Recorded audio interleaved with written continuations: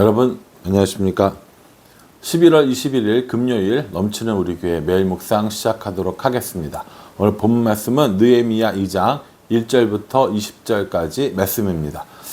느헤미야에 대해서 어떻게 살펴봤어요? 느헤미야가 고국의 소식을 듣고 정말 금식하며 자신의 죄를 회개하듯이 하나님 앞에 기도하며 나라를 구해달라고, 나라를 형통하게 해달라고, 복을 달라고 그렇게 기도하는 것들을 살펴보았습니다. 그 뒤로 몇 개월의 시간이 지났어요. 몇 개월의 시간이 지난 어느 날 그 왕이, 아닥사스다 왕이 이 느헤미야에게 물어보는 거야. 얼굴이 별로 안 좋은데 무슨 일이 있어? 라고 물어본 거죠. 왜냐하면 이 왕의 술 맡은 관원이잖아요. 그러니까 이런 어떤 뭐랄까 나쁜 마음, 나쁜 의도를 가지고 있으면 이 왕이 굉장히 위험한 거 아닙니까? 그러니까 이 왕 입장에서는 뭔가 분위기가 다른데 라고 하는 걸 느낀 거예요. 그래서 왕이 물어보는 겁니다. 너 뭔가 좀 분위기가 다르다? 왜 그래? 라고 물어보는 거죠. 그래서 느헤미야가 깜짝 놀랍니다. 사실 생각해 보십시오. 느헤미야 입장에서는 이거 지금 목숨이 왔다 갔다 할 만한 일인 거예요. 왕이 너 얼굴이 이상한데 안 되겠어. 너 그냥 죽어. 그럼 죽는 거거든요. 그런 상황이니까 이 느헤미야가 깜짝 놀라서 이야기를 하는데 뭐라고 얘기하냐면 내가 지금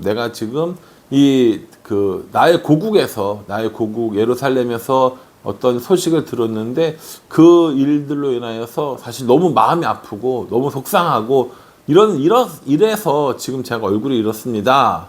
라고 이야기를 해요.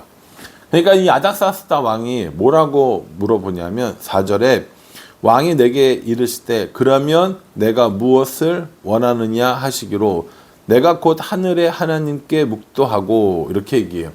왕이 물어봅니다. 내가 무엇 하기를 원하느냐? 너 뭐 하고 싶은데? 라고 물어보는 거예요. 이걸 그냥 단순히 너 뭐 하고 싶은데? 이렇게 물어봤는데 이걸 다르게 물어보면 너가 하고 싶은 일이 뭐야? 혹은 너의 꿈이 뭐야? 너가 원하는 게 뭐야? 너의 소원이 뭐야? 이런 거 물어보는 거거든요.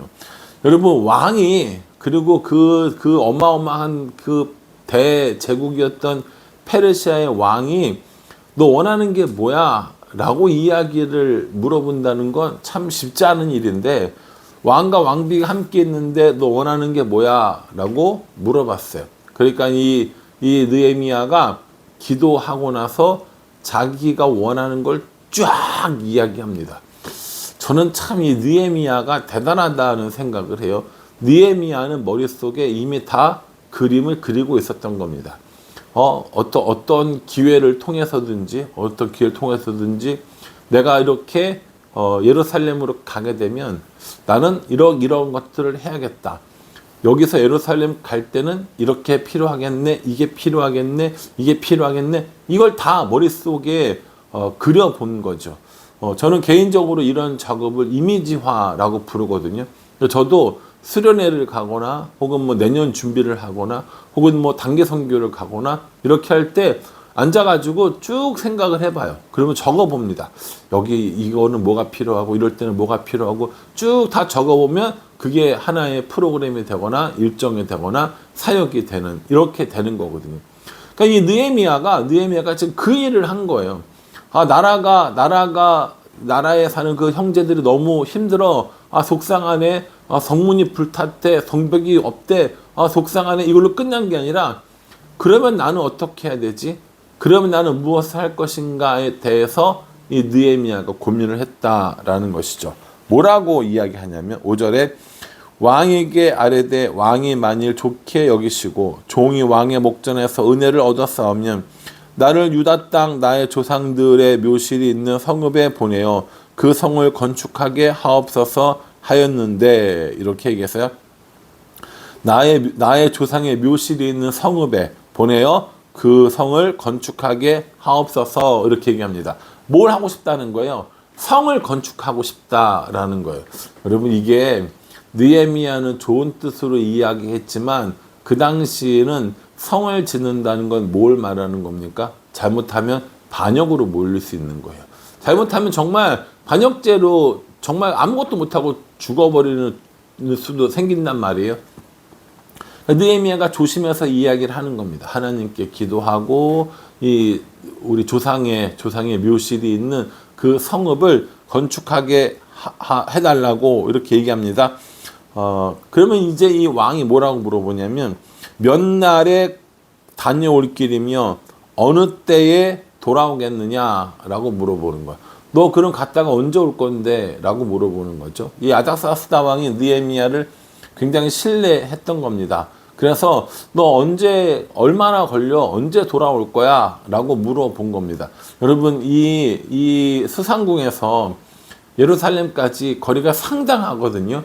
그런데 그 얼마나 공사가 걸릴지도 모르는 거잖아요. 그런데 대략적으로라도 이야기를 해라는 겁니다. 그래서 여기서 느헤미야가 글쎄 뭐 가봐야 알겠는데요. 뭐 딱히 뭐 그건 아직 생각 안 해봤는데요. 이렇게 됐으면 원하는 것을 얻을 수 있었을 거라고 생각하십니까? 저는 아니라고 생각합니다. 근데 느헤미야는 그걸 정확히 이야기를 해요. 어느 정도에 다녀오겠다라고 하는 것들을 자기의 요구를 분명히 이야기하는 거죠. 내가 몇 년 동안 다녀오겠습니다. 얼마 기간 동안 다녀오겠습니다. 이렇게 얘기를 해요. 실제로 느헤미야서를 쭉 묵상해 보면요. 느헤미야가 예루살렘에 갔다가 다시 바사로 돌아와요. 그리고 다시 한 번 더 이 파송을 받아가지고 다시 예루살렘으로 돌아오는 겁니다. 그러니까 이런 모든 것들을 다 계획적으로 해서 왕의 신뢰를 얻었다라는 것이죠. 뿐만 아니라 뭘 이야기하냐면 이 유다로 들어가는 동안에 이런 여러 가지 길이 있을 거 아닙니까? 거기를 지나갈 때마다 뭐가 필요해요? 통행증 같은 게 필요할 거 아니에요? 그래서 그 통행증을 요구를 합니다. 조서를 주셔서 통과하게 해달라고 얘기하고 6절, 8절에 보면 삼림감도, 그러니까 나무죠. 목재가 필요하니까 이 목재를 내가 얻어갈 수 있도록 조서를 내려달라고 이야기합니다. 8절 마지막에 이렇게 얘기하죠. 내 하나님의 선한 손이 나를 도우심으로 왕이 허락하고, 조서도 받아서 통과도 할 수 있고요. 성들을 통과하는 거죠. 그리고 또 이 살림 감독에게 또 조서를 내려서 목재들도 얻을 수 있게 했어요. 뿐만 아니라 강서쪽에 있는 총독들에게 조서를 하였고, 그래서 안전하게 갈 수 있도록 한 거죠. 그러니까 재료도 얻었고 통행증도 얻었고 또 안전하게 이송할 수 있는 방법까지 다 얻었어요. 그런데 항상 좋은 일에 이걸 또 굳이 반대하는 사람들이 있어요, 없어요? 있죠. 누굽니까? 10절에 호른 사람 산발락과 종이었던 암몬 사람 도비아가 이스라엘 자손을 흥왕하게 하려는 사람이 왔다 함을 듣고 심히 근심하더라. 이스라엘을 흥왕하게 하려고 했던 사람이 왔어요. 어디 왔어요? 예루살렘에 왔죠. 그걸 보고 누가 싫어합니까? 산발락과 도비아가 싫어합니다. 이 산발락과 도비아는 정말 이렇게 정치적인 술수를 써서 누군가를 괴롭히는 대명사라고 보시면 돼요. 산발락과 도비아, 정말 끝까지 이 느헤미야를 물고 정말 뜯어서 너무너무 고생시킨 사람이었거든요. 그럼에도 불구하고 이 느헤미야는 자신의 일을 차곡차곡 해 나갑니다. 여기까지 오는 것만 해도 어땠어요? 모든 것들을 다 생각하고 계획하고 머릿속에 그리고 있다가 왕이 뭐 필요하냐고 얘기하니까는 딱딱딱 이야기하고 딱딱딱 해가지고 여기까지 지금 왔어요. 11절에 보면 내가 예루살렘에 이르러 머무른 지 사흘 만에 이렇게 얘기했어요. 이제 어디에 있습니까? 예루살렘에 머무른 거예요. 자, 이제 예루살렘에 머물러서 뭘 할 거냐? 여러 가지 계획이 있는데 그걸 아무에게도 이야기하지 않습니다. 12절에 보면요.